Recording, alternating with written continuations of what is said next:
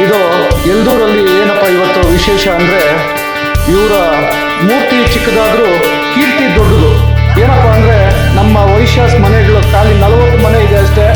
ಆದರೂ 40 ಮನೆಯವರು ಒಂದುಗೂಡಿ ಈ ಒಂದು ಕಾರ್ಯಕ್ರಮವನ್ನು ಯಶಸ್ವಿ ಮಾಡಬೇಕು ಅಂತ ತುಂಬಾ ಸಂಕಲ್ಪ ಮಾಡಿ ಈ ಒಂದು ಕಾರ್ಯಕ್ರಮವನ್ನು ಯಶಸ್ವಿ ಮಾಡಿದ್ದಾರೆ. ಈ ಕಾರ್ಯಕ್ರಮ ಯಶಸ್ವಿ ಆಗೋಕ್ಕೆ ಹಿಂದ್ಗಡೆ ಎಷ್ಟು ಜನ ಕೆಲಸ ಮಾಡಿದಾರೋ ಅಷ್ಟೂ ಜನಕ್ಕೆ ಧನ್ಯವಾದಗಳನ್ನು ಹೇಳೋಕ್ಕೆ ಇಷ್ಟಪಡ್ತೀನಿ. ಯಾವುದೇ ಒಂದು ಕಾರ್ಯಕ್ರಮ ಯಶಸ್ವಿ ಆಗಬೇಕಂದ್ರೆ 4 ಜನ ಸೇರಿದ್ರೇ ಆ ಕಾರ್ಯಕ್ರಮ ಯಶಸ್ವಿ ಆಗುತ್ತೆ.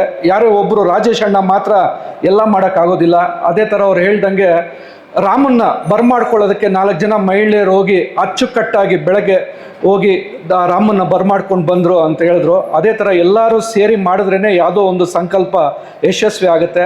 ಆದ್ದರಿಂದ ಎಲ್ದೂರಲ್ಲಿ ಇದೇ ಥರ ಕಾರ್ಯಕ್ರಮಗಳಿಂದ ಮುಂದೆ ನಡ್ಸ್ಕೊಂಡು ಹೋಗಬೇಕು. ನೀವು ಬೇರೆ ಊರವ್ರಿಗೆ ಮಾಧುರಿ ಆಗಬೇಕು, 4 ಜನಕ್ಕೆ ಒಳ್ಳೇದಾಗಬೇಕು, ಒಳ್ಳೆಯ ಸಂದೇಶವನ್ನು ಕೊಡಬೇಕು ಅಂತ ಹೇಳಿ ನನಗೆ ಮಾತಾಡೋಕ್ಕೆ 2 ಅವಕಾಶ ಕೊಟ್ಟಿದ್ದು ರಾಜೇಶ್ ಅಣ್ಣವ್ರಿಗೆ ಧನ್ಯವಾದ ಹೇಳುತ್ತಾ ಎಲ್ಲ ಆರ್ಯ ವೈಶ್ಯ ಕುಲ ಬಾಂಧವರಿಗೆ ಒಳ್ಳೇದಾಗಲಿ ಅಂತ ಬಯಸ್ತೀನಿ. ಹಾಗೆ ನಮ್ಮ ವಿನಯ್ ರಾಮ್ ಅವ್ರಿಗೆ ಎಷ್ಟೇ ಹೇಳಿದ್ರೂ ಈ 2 ಮಾತು ಸಾಕೋಗೋದಿಲ್ಲ. ಯಾಕೆಂದರೆ ಅವರು 108 ಕಡೆ ಈ ಒಂದು ರಾಮನ ದರ್ಶನ, ಯಾಕೆಂದರೆ ಪ್ರತಿಯೊಬ್ಬರು ಅಯೋಧ್ಯಕ್ಕೆ ಹೋಗಿ ದೇವ್ರನ್ನ ನೋಡ್ಕೊಂಡು ಬರೋದಕ್ಕೆ ಎಷ್ಟೊಂದು ಜನದ ಕೈಲಿ ಆಗೋದಿಲ್ಲ. ಆರ್ಥಿಕವಾಗಿ ತೊಂದರೆ ಆಗಿರ್ಬೋದು ಅಥವಾ ವಯಸ್ಸಾಗಿರ್ಬೋದು, ಇನ್ನೂ ಯಾವುದೇ ಒಂದು ಕಾರಣಾಂತರಗಳಿಂದ. ಆದರೆ ಅದೇ ಮಾಧುರಿಯಲ್ಲಿ ನಿಮಗೆ ಅಯೋಧ್ಯವನ್ನೇ ಇಲ್ಲಿಗೆ ತೊಗೊಂಬಂದಿರೋವಂಥ ವಿನಯ್ ರಾಮ್ ಅವ್ರಿಗೆ ಎಷ್ಟೇ ಧನ್ಯವಾದಗಳು ಹೇಳಿದ್ರು ಸಾಕಾಗೋದಿಲ್ಲ.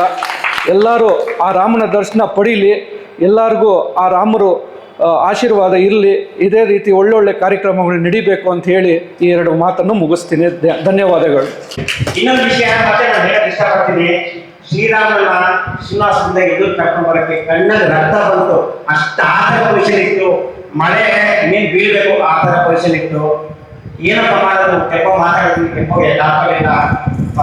ಪ್ಲಾಸ್ಟಿಕ್ ಪೇಪರ್ ತಂದು ಮತ್ತೆ ಹೊಲಿಗೆ ಹಾಕಿ ನಮ್ಮ ನಾಗೇಶ್ವರು ತುಂಬಾ ಕಷ್ಟಪಟ್ಟರು.